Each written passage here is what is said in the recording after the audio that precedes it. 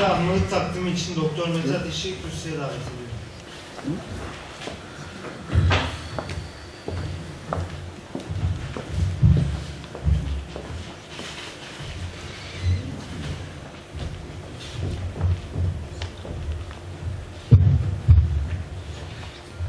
Ben bir kez daha teşekkür etmek istiyorum.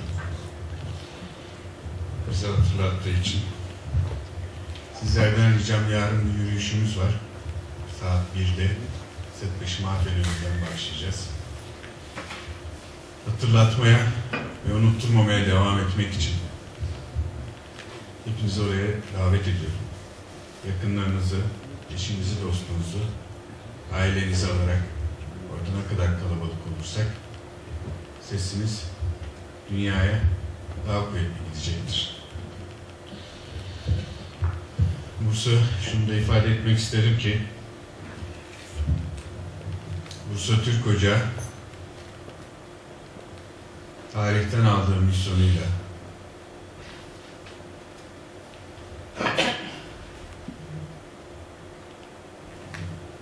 çabalarına devam edecek. Ocağı söndürmemeye çalışacaktır. Bu yüzden de siyaset, günlük siyasete alet olmadan